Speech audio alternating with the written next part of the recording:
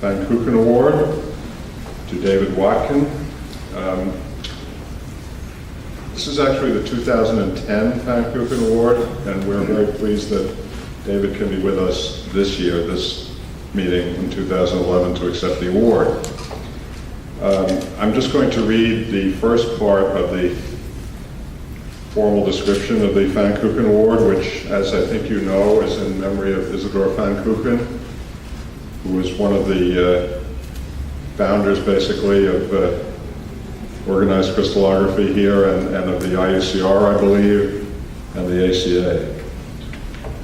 For those of us who are younger in the audience, he even predates me, so I never met him personally, which is unusual. So the award reads, to recognize contributions to crystallographic research by one who is known to be an effective teacher of crystallography. And David, this certainly exemplifies you. So without further ado, it's my great pleasure to call up David Watkin to accept the award.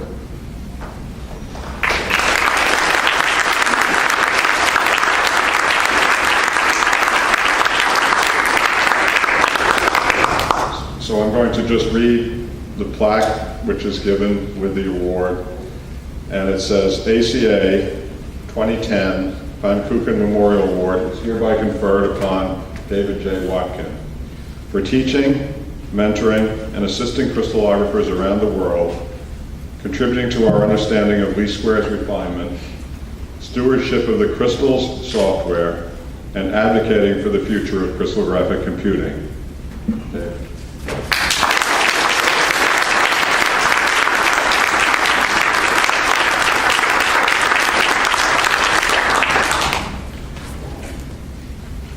Of course, we have a little something extra to go with that plaque for David.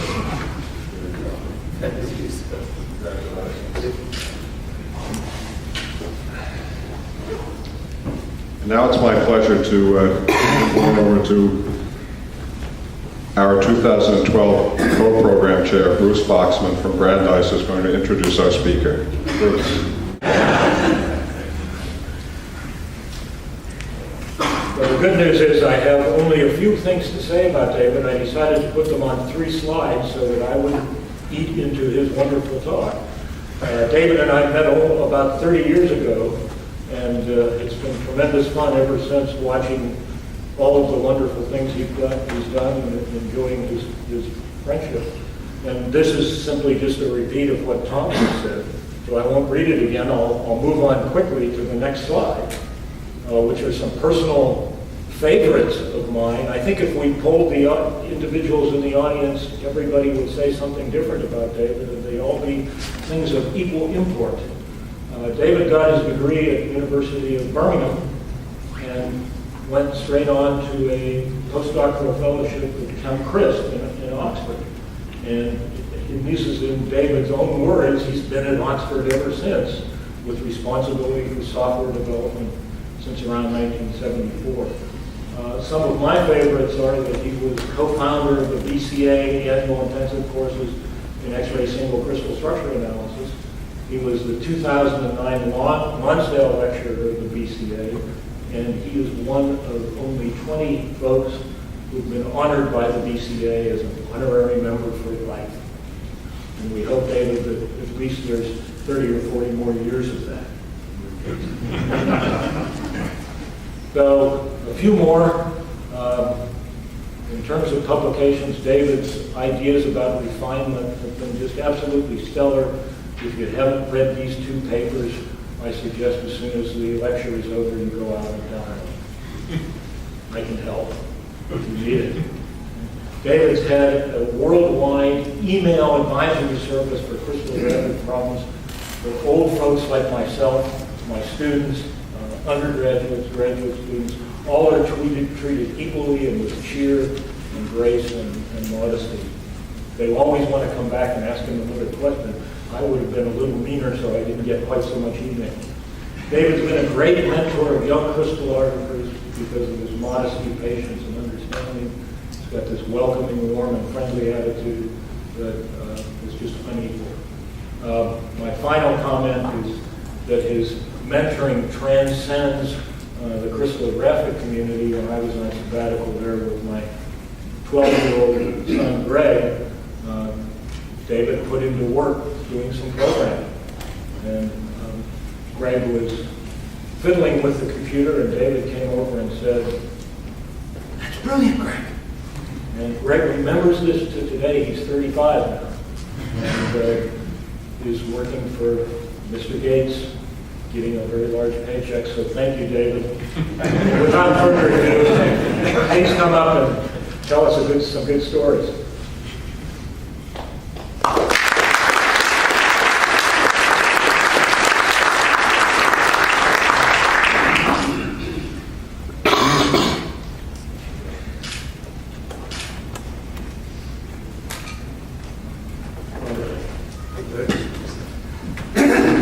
When you hear Bruce tell that story, it's hard to recognize yourself. Okay. This award was almost a total surprise to me because I've just ploughed my furrow like everybody else, and it's quite surprising to turn around and find that people think you've done something useful. People say that I've contributed to teaching, and I think the reason for that is that I've been surrounded by very clever people whose work I didn't really understand, and who I then had to try and unpick. And having unpicked it a little bit, try to pass it on to people of my own kind.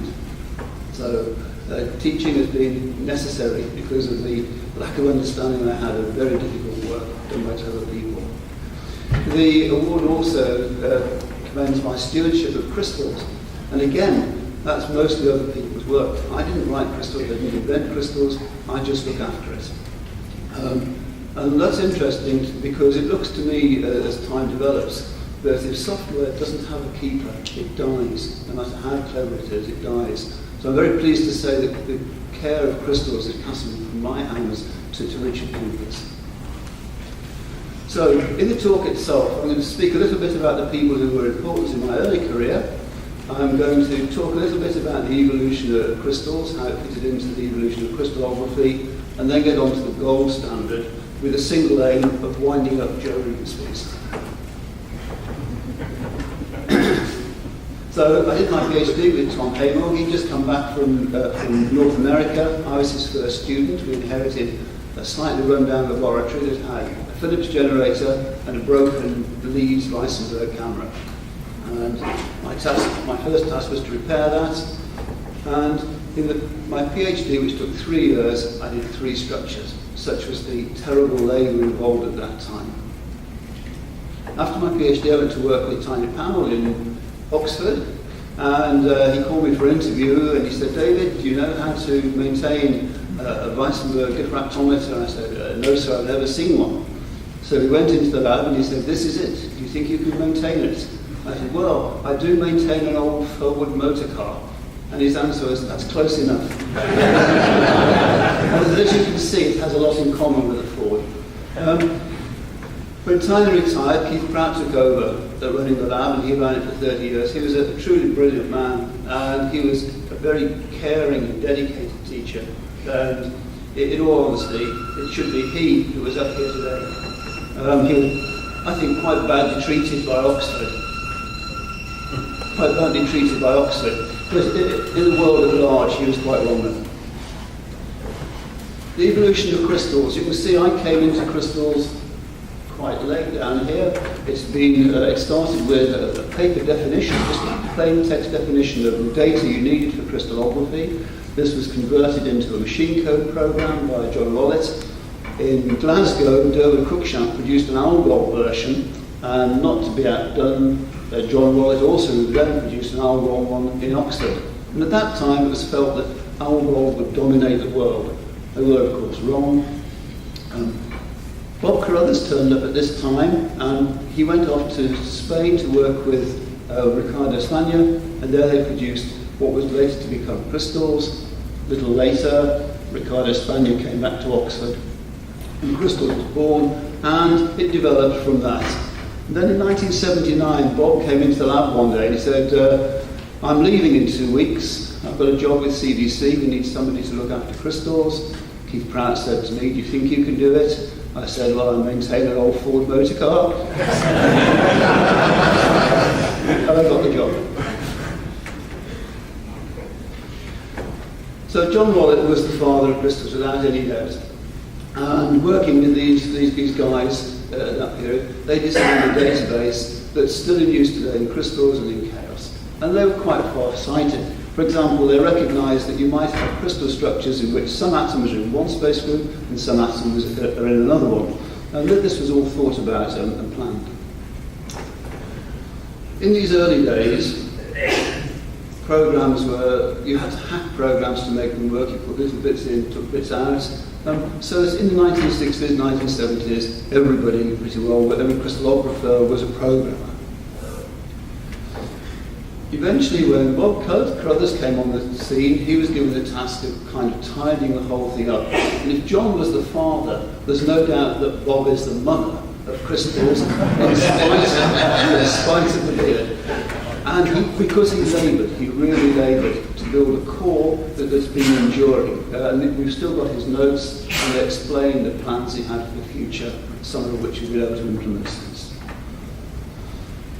By the mid-1970s, workstations were coming around, and Bob Sparks was able to say that XDL programs are conversational, detecting and correct errors, allow the user to correct these errors without terminating the program. And to my mind, that was the beginning of the end of good computing, because it replaced people just tapping on keys or punching cards, replacing thinking. When I look at what Bob Carruthers produced on punch cards, getting one round of compilation a day, it's remarkable. You know, the thing now, people just keep on trying till they get what they like. So this was the beginning of the end. During the 1980s, much of the infrastructure of crystallography had been put together. Little packages that did this, little packages that did that, and people began to string these programs together with job control languages to make something a bit larger, a bit more autonomous.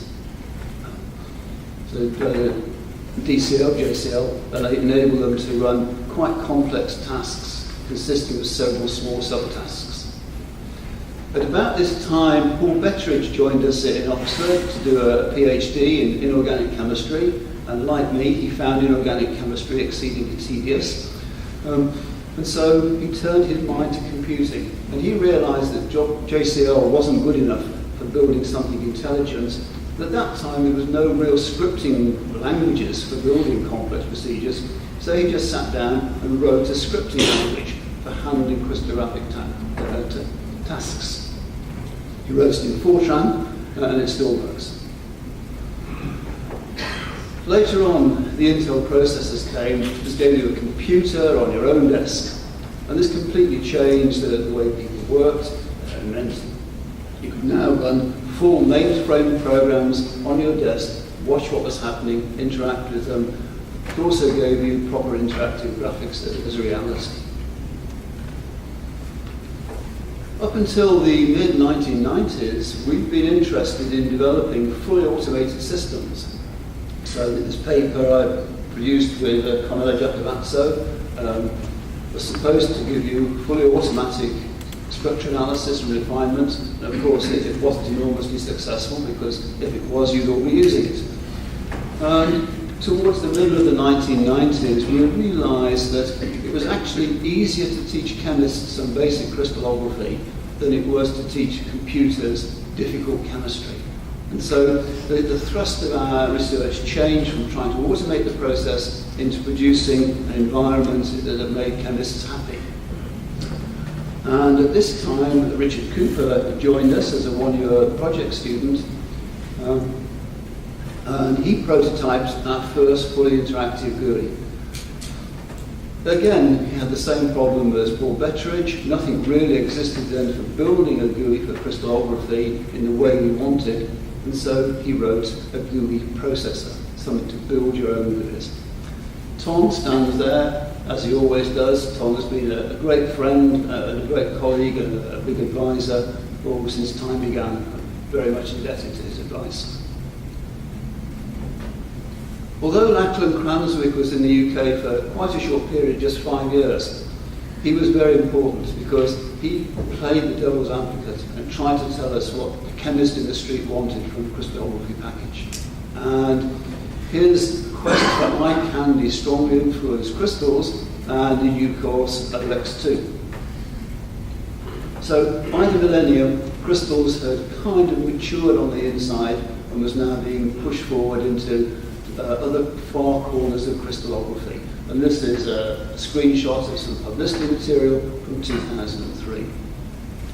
In the mid-2000s, we got involved with people in Durham in age concern, and we helped as far as we could in designing what they did. And OLEX2, you can see, has a kind of family relationship to crystals, as you expect, because we shared a lot of ideas. Coming out of age concern have been two refinement subsystems, one produced mainly by Luke Boris and Richard Gildeer, in which they tried to consolidate ideas that are found in crystals and shellacs. A lot of help from George over this. And in Oxford, Mustafa Sadki has been working on something he calls the small molecule toolkit of crystallography. And if Bruce looks carefully at the bottom right-hand side, he will see a hindered rotor. Ever since I've known Bruce, he's been saying, implement the hindered rotor, implement the hindered rotor. Well, Bruce, especially for you, it's been implemented. Curiously, we've kind of regressed in the last few years back to the 1990s because computers are so fast, data collection is so fast, that we've realized the slowest point is the user. And so we're trying to teach computers some chemistry.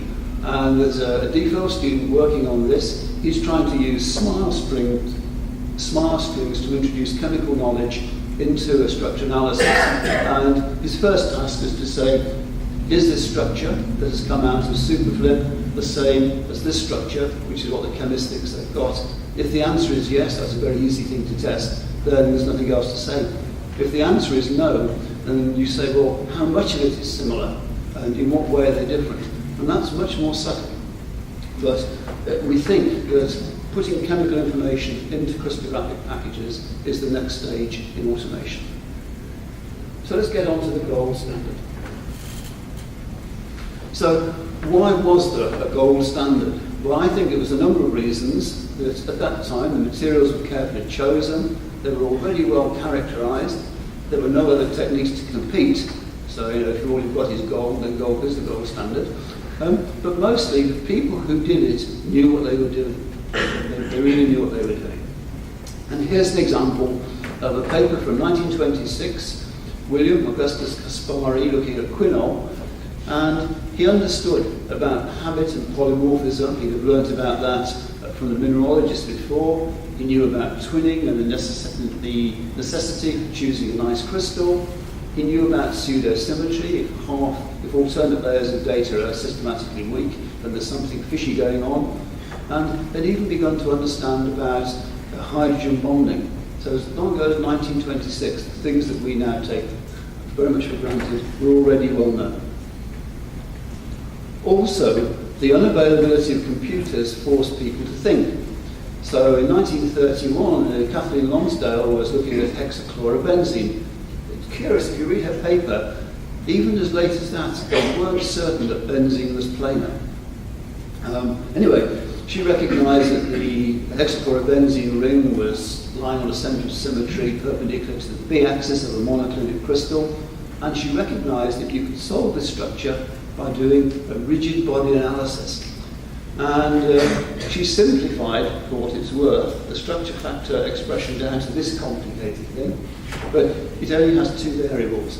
And that meant they could do a grid search by hand to find out where the chlorine was, and hence where the hexachlorobenzene was. Immense amount of work by hand. During this period, there were advances in data collection. So early on, people had used film, very early area sectors. These are brilliant ways of collecting data because you get whole swathes of the reciprocal lattice made visible. And so you can see straight away from this photograph that we have a plate-like crystal that gives absorption. You can see it down that streak. So by seeing whole swathes of the reciprocal lattice, you know a lot about what's going on in your crystal. This knowledge was lost when Harker and Furness brought in their serial diffractometers, because serial diffractometers just look at the points of reciprocal lattice. And these serial diffractometers heralded a kind of dark age of crystallography, in which knowledge about the reciprocal lattice seemed to disappear. People forgot about twinning. And people only thought twinning, or young people think twinning was discovered when area detectors came out. In fact, it was well understood long before that. In Oxford, we had a series of different atometers, and in 2000, we had our first CCD area detectors, and these completely changed the way we work, or worked. We found we could run 3 shifts a day, a long morning shift, an afternoon shift, and an overnight shift. Data was pouring out. Last year, we took 2 supernova. Data continues to pour out, and now we are absolutely up to here with data. So collecting data is no longer an issue if you have fair crystals. Over this period, digital computing has also moved on, and Bob Sparks in the 1970s produced something which he called a benchmark to simulate matrix accumulation.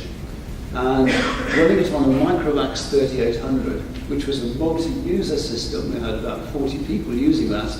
This benchmark took 1800 seconds. On an Intel Duo last year, it took 1 second.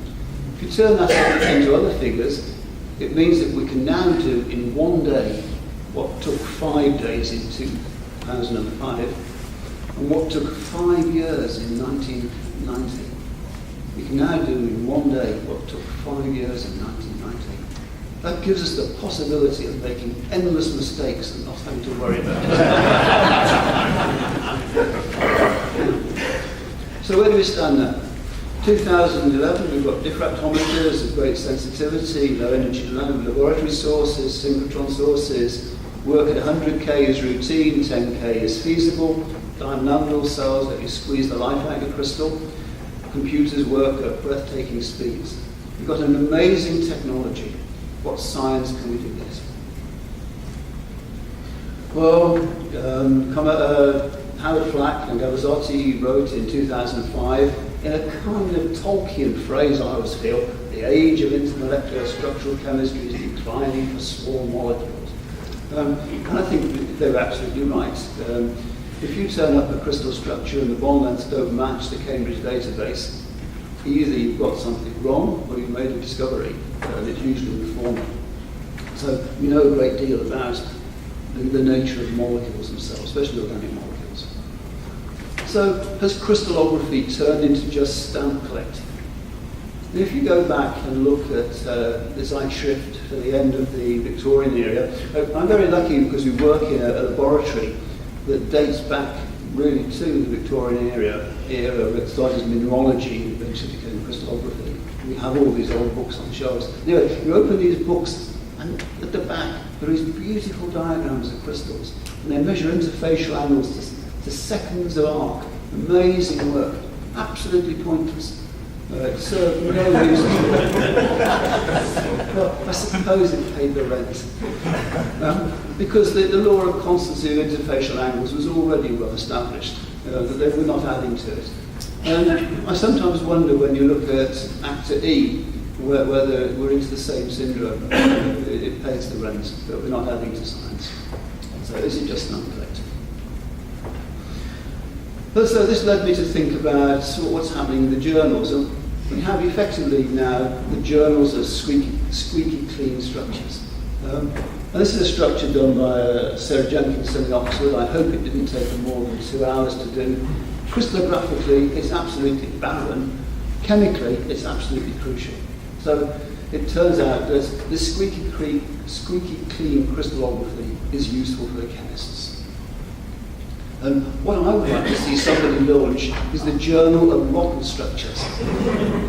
Because this would report work that's been carefully done.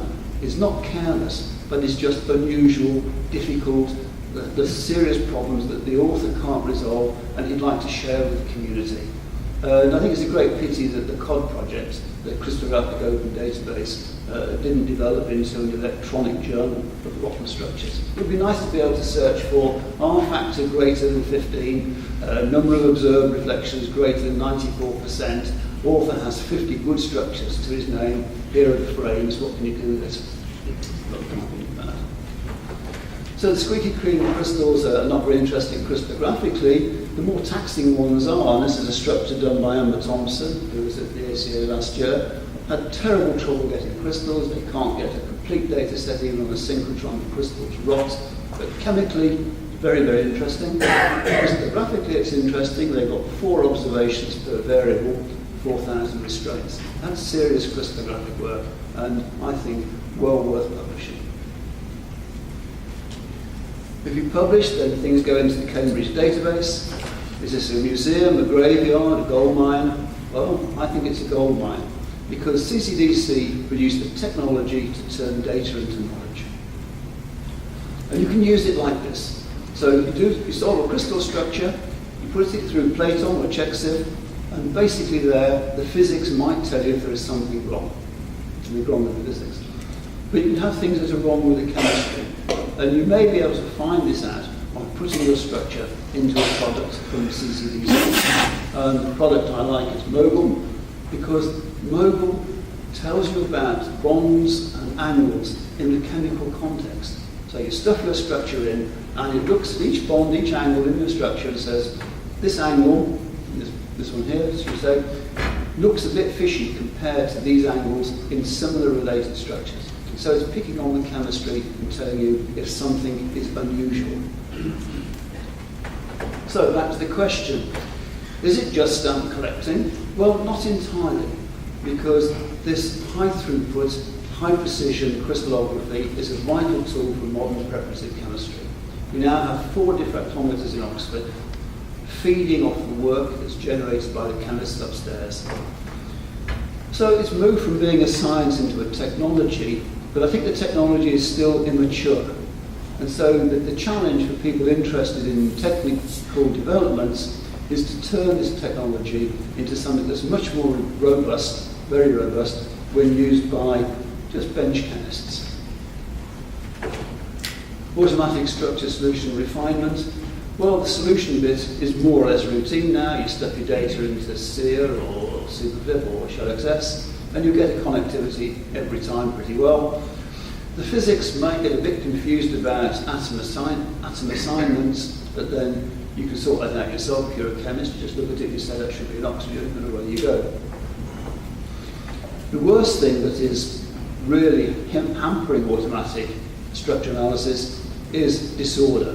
The molecules, atoms just don't like to behave properly. And disorder, I think, is a bottomless pit into which crystallographers throw time and effort and money. So here's why I found in the literature. Somebody has laboured at great length with this PF6, another PF6 over here, an acetone on a centre of symmetry, this ligand over here disordered. Must have spent hours and hours. What a waste of their life. What a waste of their life. Because the chemistry is pretty clearly evident just by looking at it.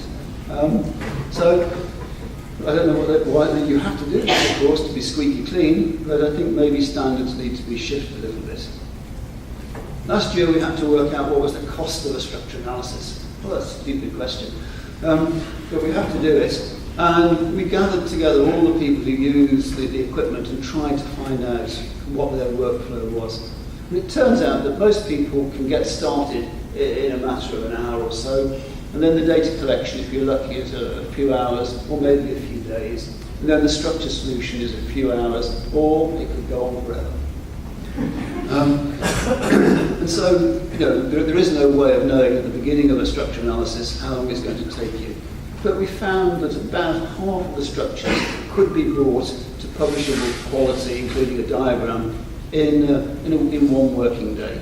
So this lets you work out a cost for a structure analysis. And the cost depends on the cost of the instrument, the space charge, you have to pay for the building you're in, salary and overheads, and consumables. And as I said to our accounting people, if we don't do a crystal structure, we save you $30. All the other costs are being paid, even if the instrument is turned off. So how do you work out the cost of a structure analysis? It's $30 actually. So how do you bring down the unit cost? Well, you have to put more samples onto the instrument every day. And we've done this by encouraging more people to process the data as it comes off. And now in Oxford, any PhD, any DPhil, any postdoc, any visitor, who's producing a sufficient number of crystals a year to justify it, is shown how to use the equipment themselves. They collect their own data, they process their own data, and they come and talk with Amber Thompson about publishing it. But that's not really the only solution. Well, another problem is we need better automation for the treatment of disorder. That is the pit into which we pour time. But most importantly of all, I think we need to have a clear strategy to limit the amount of time we spend on each structure. So it's not 1 day, it's not 5 days, it's based on science. But we need to have some rules to say we've had enough, we're going to pack up, and this is why. So in the UK, we're not very rich anymore. This has impacted on science. So we can't afford to be wasteful of resources. And so when you do an analysis, you need to agree with the chemist involved what the reason for the analysis is, and whether you're going to publish it or not. Because this should control the amount of effort you're prepared to put into it. If it's not important to him or her, it shouldn't be important to you, it's crucial for them, then you put the effort in. And this needs to be made clear at the beginning. And of course you quickly learn to discover those people who say everything is important and then they don't publish it for 10 years. Some people will say that cutting corners in this way, doing the minimum job necessary to satisfy a chemist, it is not the right way to approach things, because things turn up that were not foreseen. Well, that's okay. If you solve a structure and it turns out to be amazingly interesting, well, collect the data again, collect it better. It's a better use of resource to recollect a few than to collect everything to the nth degree. If time is money, you have to think about these kinds of things. So, back to the gold standard. Well, we don't use a micrometer to measure the timber for a chicken house. The thing is, you have to judge you have to judge what the task is, why you're solving the structure, why you're doing the crystallography. And you then need to demonstrate that your analysis has a fitness for purpose. This is what you said you wanted to find out, we've found this out for you. That's the end of it. If the customer then comes back and says, oh, I've got another idea, well, that's his problem. He should have told you that at the beginning. And if it's very important, we'll collect the data again and solve this. So the problem then is for journals to understand this, because the purpose of an analysis cannot be put into the non-textual part of a SIF. There's no way of saying, like, in a kind of field, this was done for some reason. There's no SIF way of saying why a structure is done. So you have to put into the text of the SIF why you did it, and then the referee will look at your reason, look at the numerical data and say, yes, the numerical data fits the purpose, send it to the printer. And maybe in the future, we'll need to get authors to declare in their SIF why they did the structure. Routine analysis, okay, we don't mind if it's a bit tatty. Very important analysis, it's got to be gold. No, so the SIF checker itself will understand why the structure is there. And this will then give people who are mining the Cambridge database the option of saying, well, I don't want all these pot-boiling structures, I want all such and such, I want the cracking good ones.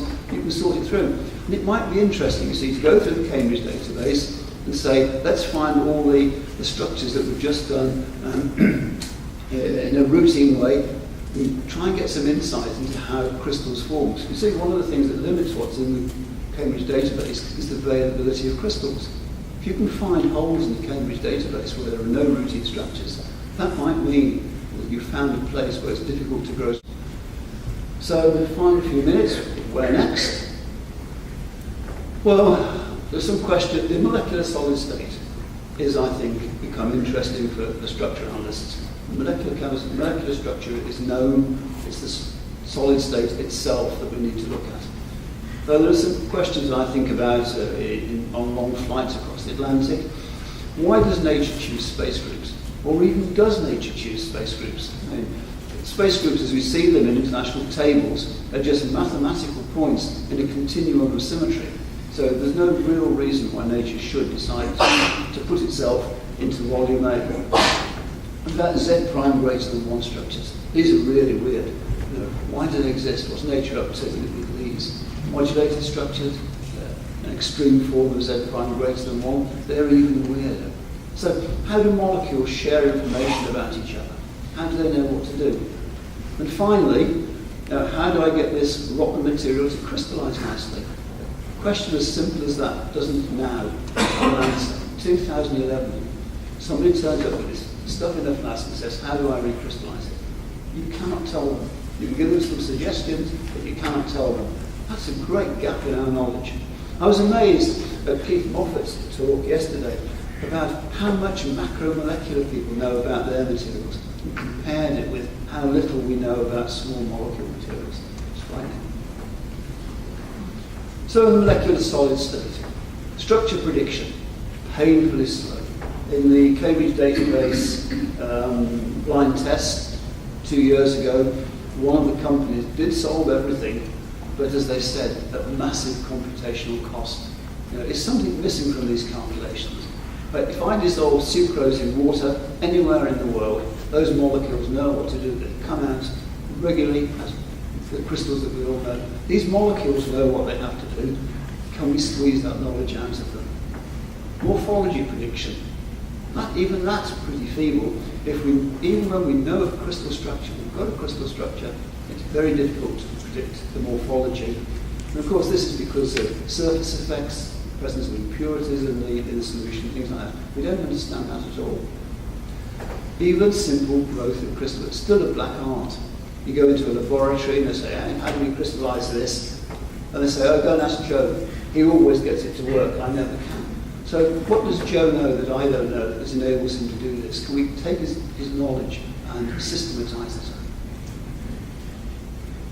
it? Here's an example then of the kind of thing that worries me. It's a structure that was done by Keith Prout a long time ago. It's a potassium penicillin derivative, Z prime greater than equals 4.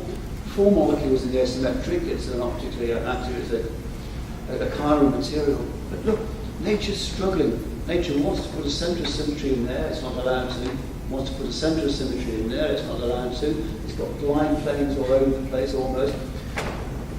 Why don't these molecules just settle down and have Z prime 1 or Z prime 2? Why do these things, repeatedly, this material always crystallizes like this? What's driving these molecules to do that? On the other hand, we've got this the second structure again is Z prime 2, it's chiral. And here, the molecules decide they need to go in 2 kinds. One of the molecules has to shape itself like a letter L, and the other one like a letter S. Now, why is that going on? Could you ever have predicted that that molecule would need to go to those lengths to form a crystal? And if you can't predict that, then you don't know very much about the solid state. So, where next? Well, structure determination is pretty well a done deal. Modern technology depends largely on second or third order effects, tiny things that would have been ignored some decades ago. These are important for modern technology. So, to my mind, worrying about whether completeness of a structure analysis is 89% or 98% is almost irrelevant. You know, it doesn't really matter. What is really important for crystallographers to start thinking about is the molecular structure itself, the crystal structure itself. It's a new frontier that we need to push on. So that's pretty well all I have to say. I'd like to thank the American Crystallographic Association for a chance to come back to North America. I don't do it as often as I should. And I'd also like to thank the dozens of colleagues who helped me put together the thoughts that go through my head now. I began to type them up as a list, and then I realised this list was going to get very long, and worse than that, I was going to leave somebody off. So I know for a moment I'd left Phil Fanwick off. So instead I just faded that list into a kind of mist in the background. If you're in that mist, I'm very grateful for the help you've given me over these last 40 odd years. Thank you very much.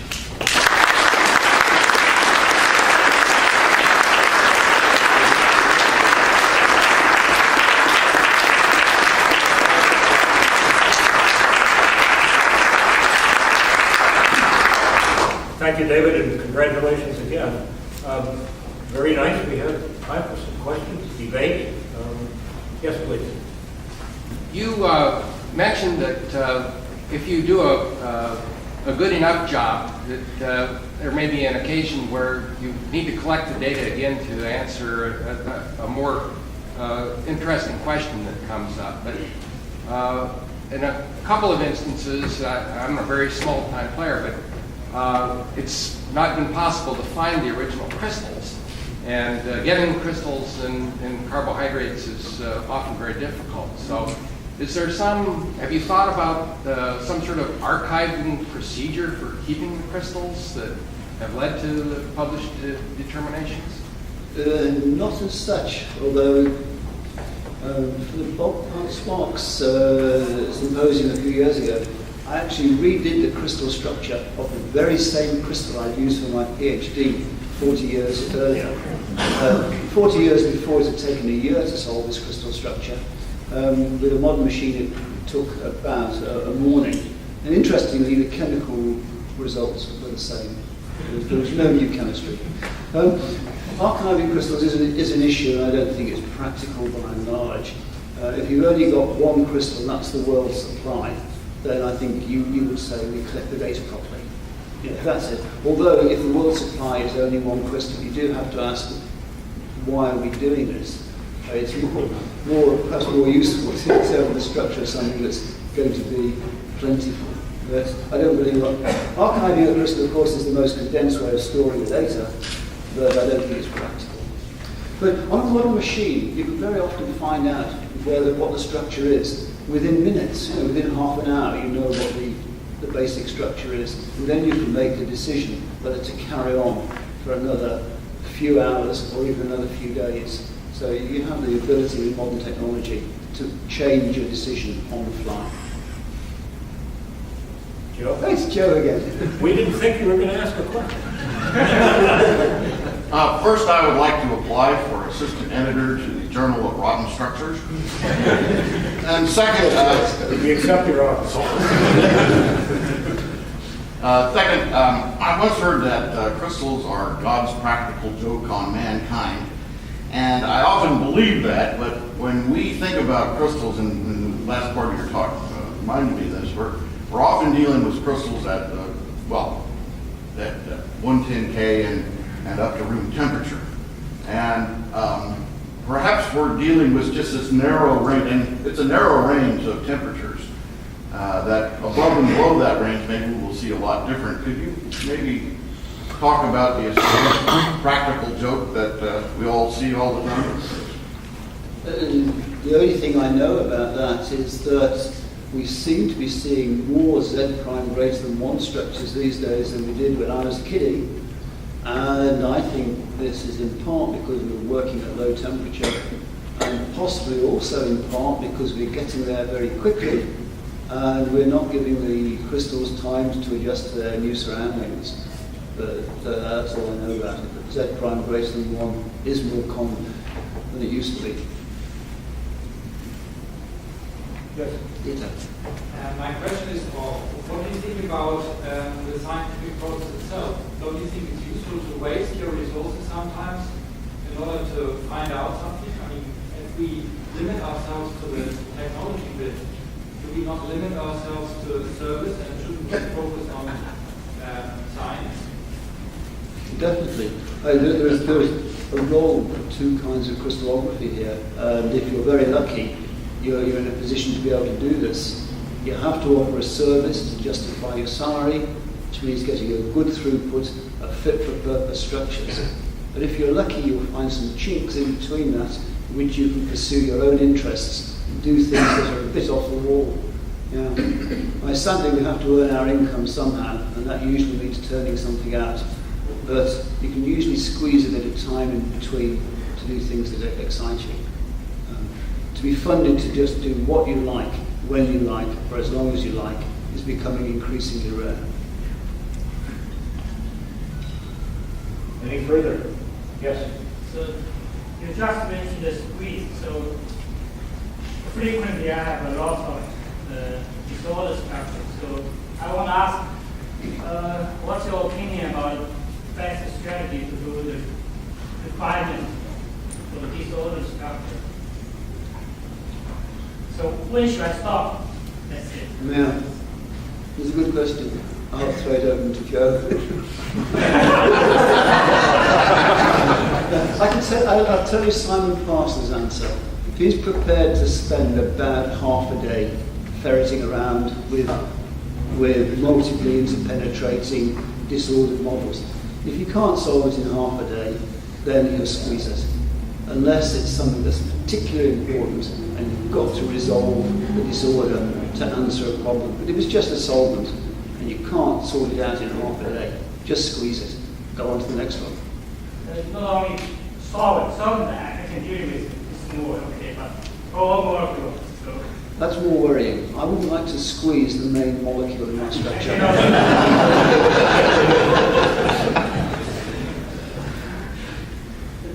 think we have time for one more.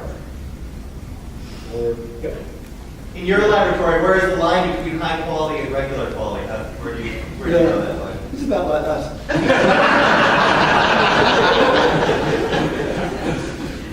It depends how much we like the customer. Crystallographic metric? Probably no. It depends on the nature of the material, what you're doing it for. That little sugar I just showed you, you ought to be able to do that in 40 minutes to get out the chemical knowledge. It doesn't matter if the R factor is 7%. There's no doubt what it is. So getting the extra data was a waste of time. Very good. Please join me in thanking